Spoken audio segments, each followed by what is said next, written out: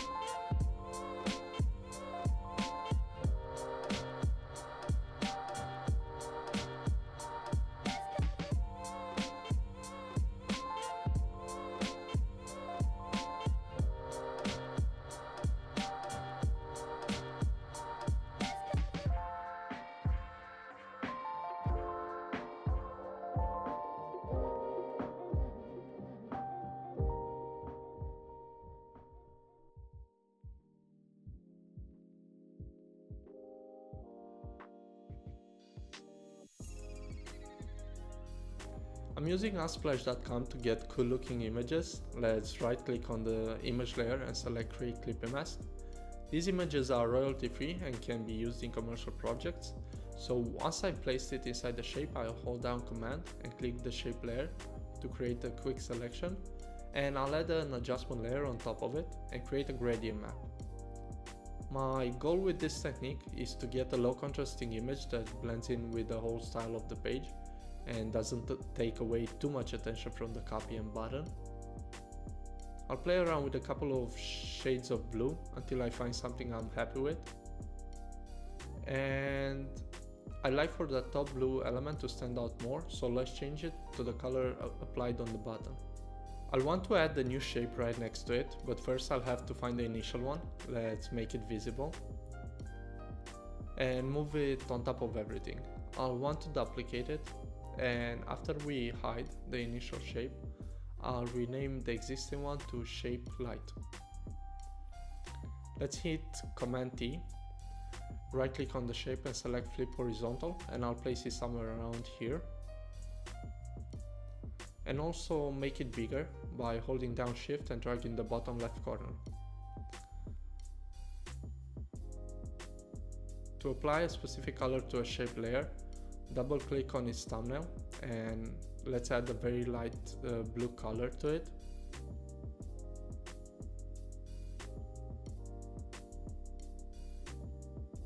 Hit OK, and I'll want to save this color, so let's sample it using the eyedropper tool, and inside the swatches panel hit the new icon and drag it behind the other elements. I'm not 100% on its position, but for now I'll probably leave it as it is.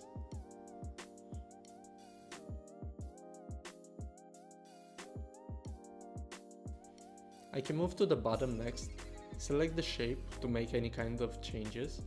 Let's zoom in a bit.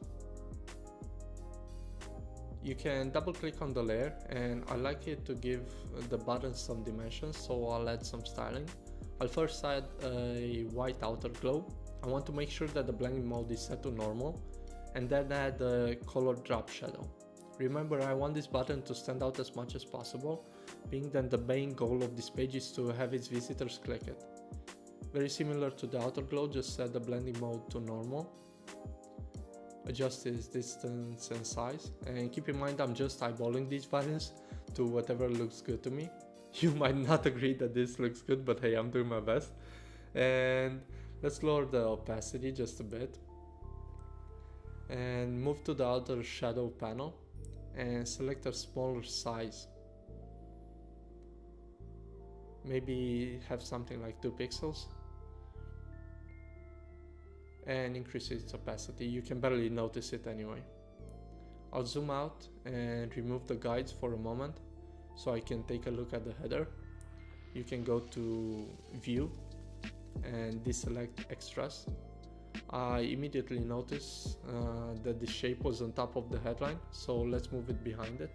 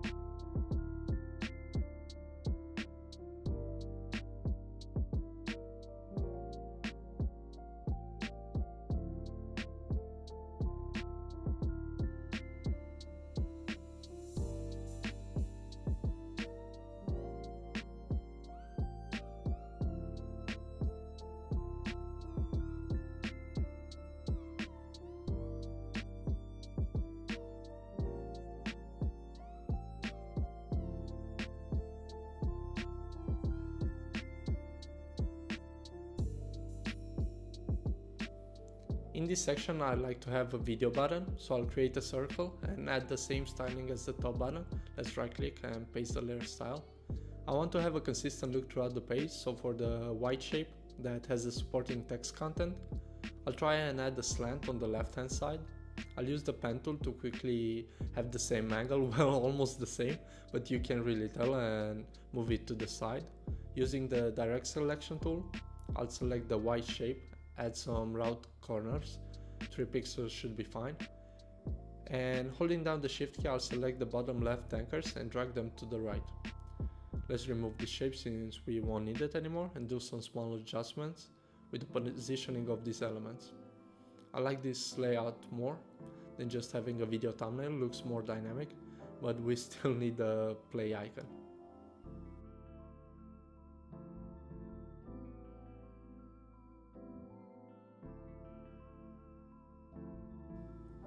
Let's zoom in and use the rectangle tool. Click and drag while holding down Alt and Shift. Use Command T to transform, and let's rotate it to 45 degrees. I'll need to remove the left anchor, so once I rotate it, use the pen tool and just click on any anchor to remove it, and do some small adjustments to make sure that the icon fits inside the circle. Double click on the thumbnail of the shape layer and just sample the white color in the background. Hit Command T and I'll place it in the middle of the circle.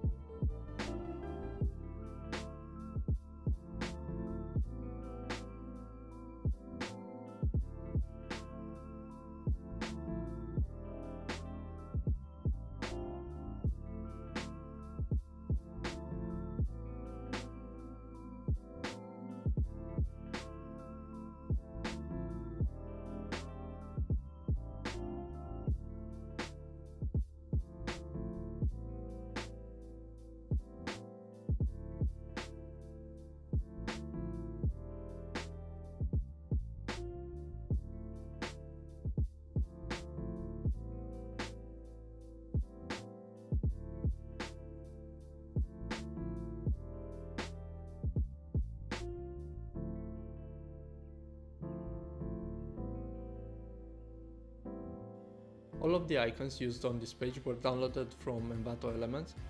They have a subscription where you can download as many graphical assets as you like, and they have a lot, so it's more than worth it. To place these icons, I simply copy and paste them from Illustrator to Photoshop. Initially I had a very rough idea of how I like this section to look, but I'll try something a bit different and place these icons on the side and adjust the white box to make it a little smaller in width. I'll need to align the headline and paragraph inside the shape, and now I can make changes to the white shape. I think I'll go with this layout, even though it's not going to be fun to apply the same spacing to the rest of the boxes. Now, I'm struggling a bit to select the padlock icon, as I like to apply a color overlay. Maybe use the blue I have saved up in my color swatches panel and do something similar to the fingerprint icon. Let's select it. I guess I'll have the same color as the background and maybe play around with the blending mode. Select multiply. Honestly, that doesn't look good. I mean, it doesn't look better than before, so maybe just go back to the color overlay panel and just find a slightly darker shade.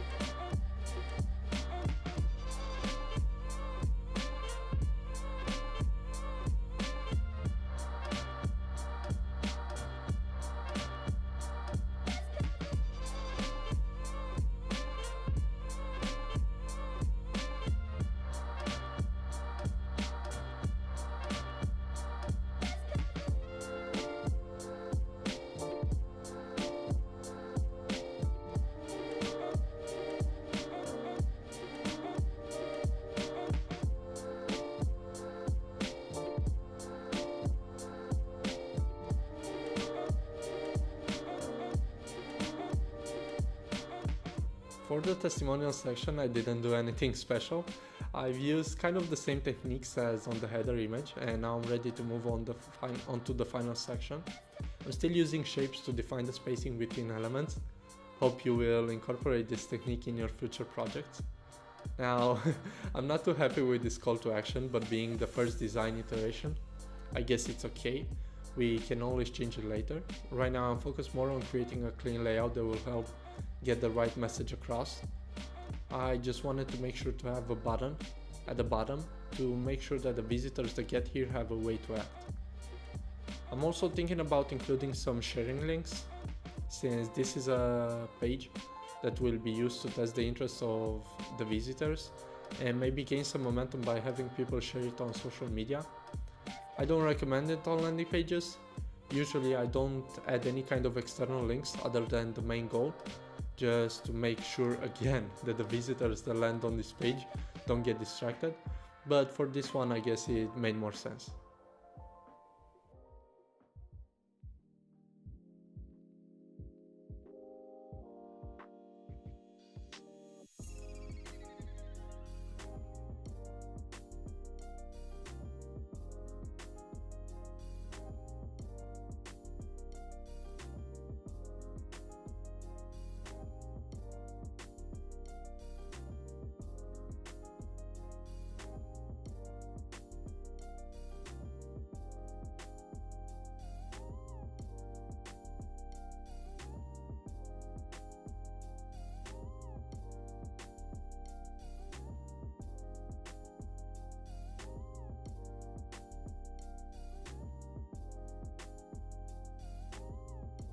This will be the final look of the landing page. Hope you enjoyed the process, and if you did, don't forget to hit the like button and subscribe for more. Now, if you have any questions, just leave them in the comment section below and I'll be more than happy to help. Until next time, take care guys. Bye.